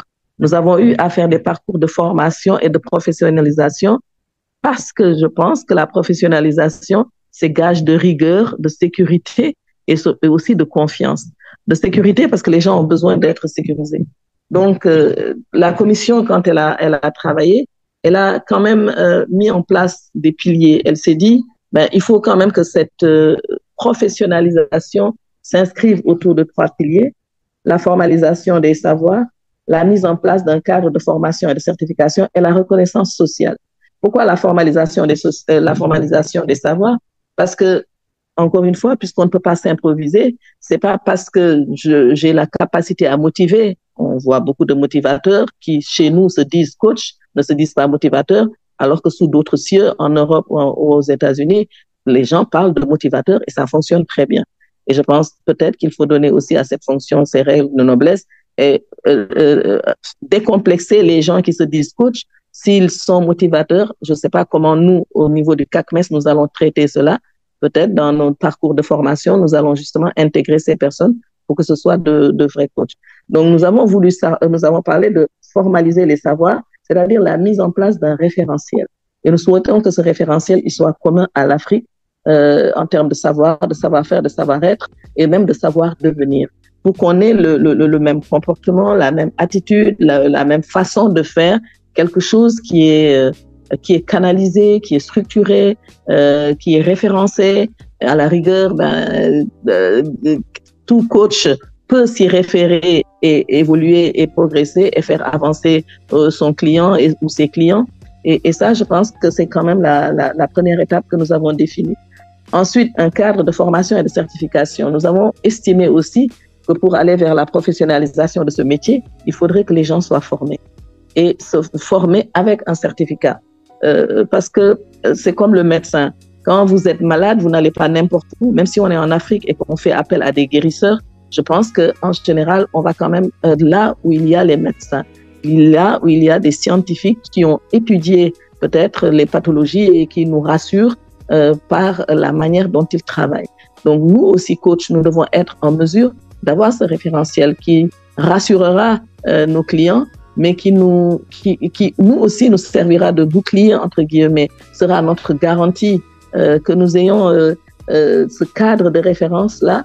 Ça veut dire qu'on ne parle pas dans l'air, ça veut dire que nous parlons le même langage, ça veut dire que nous allons dans le même sens et qu'à la rigueur, si moi je n'arrive pas à faire quelque chose, un autre coach pourrait me remplacer à pied levé et accompagner efficacement les personnes. Et peut-être que nous pouvons mutualiser nos efforts, peut-être que nous pouvons travailler ensemble, beaucoup d'échanges peuvent se faire, mais ça ne peut se faire que si nous avons un cadre de formation et de certification qui garantit aussi ce standard de qualité. Et le troisième, c'était la reconnaissance sociale. Et ça, cette reconnaissance, elle est aussi bien valable pour les individus que pour les structures qui se disent des structures de coaching. Je pense que il est important que les personnes, les individus, les structures auxquelles nous nous adressons ou qui s'adressent à nous aient aussi ce gage d'efficacité, mais aussi soient sûrs qu'il y a une déontologie derrière et qu'on ne fait pas n'importe quoi avec eux. Parce que c'est quand même travailler avec la vie des gens, entre guillemets. Et ce parcours de professionnalisation, par les garanties que nous proposons en termes de cadre de référence, en termes de certification, en termes de reconnaissance, me semble, ou c'est même pas me semble, c'est sûr, serait beaucoup plus rassurant, surtout si en plus nous parlons le même langage, quels que soient les pays africains. Et je pense qu'aujourd'hui, l'Afrique devrait avoir sa place en parlant de coaching, quoi, dans le monde. Nous avons hérité de ce qui s'est fait, mais le monde a tellement évolué, il a tellement progressé. Je pense qu'il y a 25 ans en Afrique, on ne parlait pas de coaching, ou peut-être il y avait quelques personnes qui en parlaient, qui avaient peut-être l'opportunité d'étudier ailleurs et qui avaient compris ou savaient ce qu'était le coaching et qui en parlaient. Nous, c'est arrivé chez nous et c'est arrivé d'un coup. C'est-à-dire, c'est devenu un phénomène de mode et tout le monde s'est dit coach ou tout le monde a voulu être coach. Je pense que les efforts que les uns et les autres ont fait pour se former, pour se certifier et aussi, on n'en a pas parlé, la supervision, elle me paraît incontournable pour nous les coachs que nous sommes parce que nous prenons beaucoup de choses. Il est important aussi que nous puissions avoir cette soupape de sécurité pour nous et pour nos clients. Donc voilà, autour des axes sur lesquels, à travers la définition de la professionnalisation, nous avons notre comité commission à essayer de réfléchir sur la professionnalisation. Merci beaucoup, merci beaucoup, coach Mariam, pour ce partage d'expérience et cet engagement pris au niveau de la commission professionnalisation du CACMES. Nous sommes heureux de savoir que quelque chose se fait déjà pour permettre au coaching de continuer à progresser. Alors, nous aurons encore plus de détails sur les différents fonctionnements donc, du CACMES. Mais avant, nous avons sur la plateforme actuellement une amie du continent africain. Donc, c'est la coach Mongia Argubi. Si elle est en ligne actuellement, nous allons la prier en tant que coach certifié MCC, Master Certified Coach auprès de l'ICF. Quelle est l'expérience que nous pouvons partager donc, auprès de nos amis américains et européens? Qu'est-ce que nous pouvons apporter et qu'est-ce qu'il reste à faire selon vous pour permettre au coaching d'être totalement structuré en Afrique? Merci beaucoup pour cette invitation. Et merci aussi Mariam, une très belle présentation et beaucoup d'explications. Merci pour le travail aussi que vous avez fait, parce que moi je rejoins le groupe CACMES récemment en invitation de mon ami Naboufal. Et là, je suis vraiment contente de ce que vous avez fait comme travail, c'est vraiment très conséquent. Donc moi, en fait, je suis Master Certified Coach par ICF et je suis aussi Champion Brand de ICF. Donc c'est un programme qui a été aussi lancé l'année dernière pour promouvoir ce coaching et surtout pour promouvoir l'éthique en coaching et aussi passer des messages et réfléchir à l'avenir du coaching et au coaching des nouvelles générations. Et donc là, j'ai une mission, c'est de promouvoir aussi cette éthique et qu'est-ce que ICF aussi fait dans le monde. Donc moi, j'ai fait bien sûr une formation au départ, au début de ma carrière professionnelle de coach, il y avait pratiquement 12 ans. Après une longue expérience en ressources humaines et tout, donc la première formation n'était pas certifiante ICF, c'était un programme de coaching, une formation conséquente, mais il n'était pas certifiante ICF. Mais après, j'ai découvert, après plusieurs formations aussi, moi je suis formatrice aussi en PNL, New Code, certifiée directement par la source Dr. John Grinder, et d'ailleurs j'utilise la PNL dans mes coachings. Et j'ai découvert ICF en rencontrant plusieurs coachs à travers le monde qui ont fait avec moi des formations. Donc, je suis allée effectivement faire une certification ICF. Au départ, c'était le PCC, Professional Certified Coach. Et après, j'ai développé aussi ma pratique, mes heures et tout, parce que MCC, c'est au-delà de 2500 heures de pratique. Et donc, en 2024, j'étais la première Tunisienne à être certifiée MCC et je suis vraiment ravie. Là, nous avons un deuxième aussi MCC, donc j'ai inspiré pas mal de personnes. Je suis mentor aussi, donc enregistré dans le registre des mentors ICF, donc je fais du mentoring pour la certification.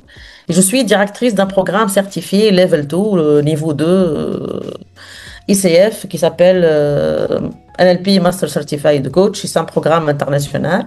Parmi les programmes rares qui allient PNL et coaching, qui sont doublement certifiés ICF et ITCA. Donc, mon expérience avec ICF, vraiment, si je dis qu'aujourd'hui, le mot coaching ne rime plus uniquement avec le sport de performance, ou c'est un mot qui rime avec la transformation, avec le leadership, l'alignement. Donc, c'est grâce effectivement au travail qui a été fait avec des institutions comme ICF et comme ce que vous êtes en train de faire aujourd'hui. En Amérique du Nord et en Europe aussi. Donc, ICF a joué un rôle pionnier dans la structuration du métier de coach professionnel qui, jusqu'à aujourd'hui, pas totalement structuré, pas totalement clair. Comme elle a dit Mariam tout à l'heure, aujourd'hui, tout le monde se proclame coach. Bon, c'est pas mauvais parce que les gens s'intéressent au développement personnel. Après, ils font pas la différence entre développement personnel, motivator, booster et coach professionnel, et parfois ils ne comprennent pas que c'est un métier. Et parfois, si je dis coach, ils me disent, vous faites quoi en parallèle? Je dis non, je fais que ça. Je gagne ma vie par le coaching, c'est mon métier. Donc là, vraiment, je pèse mes mots parce qu'il y avait un travail qui a été fait par cette organisation et qui est la définition déjà des compétences clés du coach, la posture du coach, l'écoute active, la présence, l'éthique, tout ce qu'on connaît aujourd'hui, c'était développé au départ, step by step, par eux. Le code de déontologie rigoureux qui est là aujourd'hui et qui a été mis à jour même récemment, et même le référentiel de compétences, il a été mis à jour de 11 compétences à 8 compétences. Il n'y avait pas longtemps, les programmes d'accréditation aussi, c'est en pleine évolution. Donc tout ce qui protège à la fois le coach et le client et la relation entre les deux. Parce que c'est une relation qui est assez particulière. La métaphore du médecin, elle explique bien tout ça. Et surtout pour mettre en place aussi un système de certification reconnu, structuré autour de 3 niveaux, l'ACC, PCC et MCC. Donc c'est une qualification professionnelle, c'est pas juste une formation. Au départ, on fait tous des formations qui sont bien accréditées, certifiées, et après on va continuer notre formation. Et ce système de upgrade t'encourage vraiment à être toujours dans l'apprentissage continu, dans la formation continue, et aussi dans l'évolution continue avec la pratique, avec les clients. Et donc, c'est une architecture qui est fondée avec rigueur. Il y a de la supervision continue parce que le coach, il doit aussi être coaché. On est coach et on a besoin de coaching. Donc, on a besoin aussi de supervision. On a besoin de développement personnel et professionnel. Et donc, cela a inspiré plusieurs institutions à travers le monde et plusieurs gouvernements aussi, parce qu'aujourd'hui, il y a des gouvernements, comme le gouvernement français, qui a fait un référentiel de compétences. C'est vrai qu'ils ont un peu dévalorisé la place du coach dans son référentiel de compétences, mais ils ont commencé à faire quelque chose. Aujourd'hui, en Tunisie, nous avons ICF Tunisia Chapter et nous voulons aller plus loin dans la structuration parce que le paysage, c'est le même dans tous les pays. Moi, j'ai des clients en Tunisie, au Maroc, au Sénégal, en Côte d'Ivoire et en Mauritanie. Et je constate qu'on a le même paysage pratiquement et on partage les mêmes choses. Donc, on est dans une quête de professionnalisation, de référentiel. Pourquoi pas quelque chose d'africain? Parce qu'aujourd'hui, ICF a fait ça grâce à la contribution des instances, comme par exemple le Comité européen de normalisation, pour développer des référentiels qui correspondent à la réalité européenne. Pourquoi pas en Afrique, on développe quelque chose qui répond à la réalité africaine. C'est vrai que le coach n'a pas de carte, n'a pas de préjugés, n'a pas de présuppositions, il ne connaît rien. C'est son client qui connaît tout. Mais après, l'environnement du coaching, l'éthique du coaching, tout ça, ça peut être développé territorialement, régionalement. Donc le chemin, je pense, vers une normalisation complète est encore en cours dans plusieurs pays, même les plus développés en Afrique en termes de coaching. Aujourd'hui, dans tout le continent, par exemple, nous avons uniquement 49 MCC. Donc vous savez que l'Afrique, c'est le plus grand continent et nous avons vraiment besoin de coachs et de coachs certifiés, de coachs professionnels. Il y a beaucoup de coachs qui font un bon travail, qui ne sont pas certifiés ICF. Je connais pas mal de personnes qui font un très bon travail, mais pourquoi pas aller vers un processus de certification, vers un gage de qualité, une garantie de qualité pour le client et le coach, et surtout une éthique professionnelle. Donc là, je pense qu'il y a beaucoup d'impact à faire. Et le partage, ce groupe-là, c'est vraiment, on est dans le partage. Le coaching, c'est du partage. Et on peut, en tant qu'Africains, avancer ensemble, être des coachs engagés, passionnés, et on peut contribuer vraiment à faire quelque chose de très, très, très important dans le monde du coaching africain. Moi, j'ai participé avec le coaching arabe. Donc ICF a fait une initiative pour arabatiser, si on peut dire, le coaching avec les pays du Golfe et tout ça. Et j'ai participé et on a fait vraiment un très beau travail. Pourquoi pas le faire aussi à l'échelle africaine et faire quelque chose de bien. Donc, c'est mon avis et c'est ce que je voulais partager avec vous ce soir. Directement, en dernière minute. Et j'espère qu'on aura d'autres occasions pour en parler, discuter et donner de la valeur. Merci, c'est très enrichissant. Effectivement, on s'est pris à quelques minutes de 19h, mais vous avez été capable de partager une pertinente expérience sur comment est-ce que le LISTEF, par exemple, s'est pris pour cadrer donc la profession aux États-Unis, en Europe. Je retiens plein de choses. Le coaching, c'est aussi du partage. On peut faire quelque chose de solide en Afrique. On peut développer en Afrique quelque chose qui nous ressemble. C'est vrai que le coaching, il n'exclut pas, mais l'environnement, l'éthique peut avoir besoin d'un travail territorial. Voilà, donc quelque chose peut être fait territorialement pour permettre à ce que les pratiquants d'un espace donné se professionnalisent et fassent monter donc la pratique. Le travail de l'ICF a inspiré les gouvernements jusqu'au comité européen donc, de normalisation. Donc ça veut dire que avant même que les gouvernements ne s'y mettent, il a fallu ce qu'on appelle donc le soft law, c'est-à-dire une forme de régulation qui est assurée par les privés, les associations. C'est ce que justement l'ICF a dû faire, et ce travail a été fait techniquement, scientifiquement à la base solide, et c'est ce qui a dû convaincre donc, les gouvernements à s'allier. Donc ce qui fait qu'aujourd'hui, il ne s'agit pas seulement d'une attestation de formation au coaching, mais il s'agit d'une qualification professionnelle quand on est ACC, quand on est MCC ou PCC au niveau de l'ICF.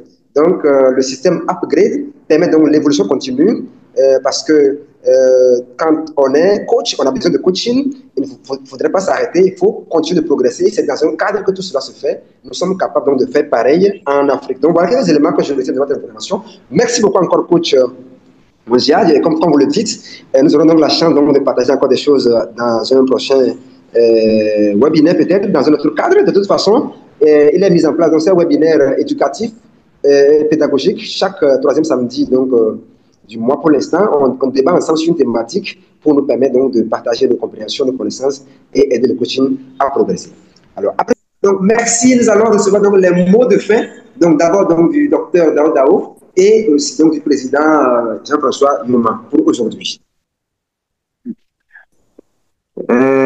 Monsieur Adamas, merci à toi. Vraiment, toutes les félicitations.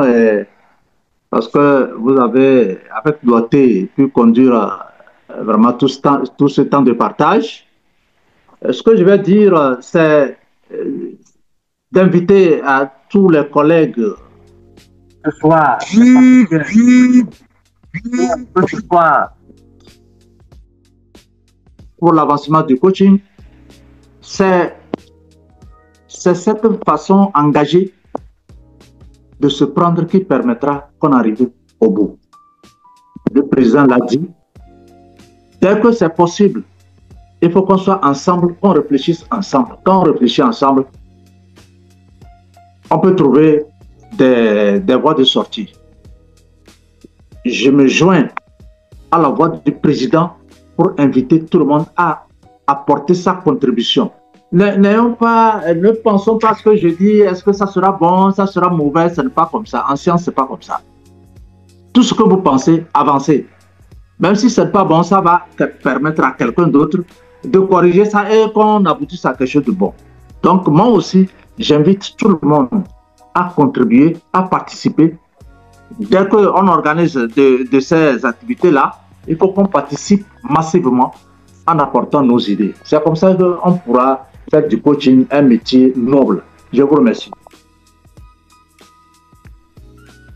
Très bien. Alors, à la suite donc du procès Daou, chers participants, rappelez-vous que chaque graine plantée avec intention peut devenir un arbre majestueux.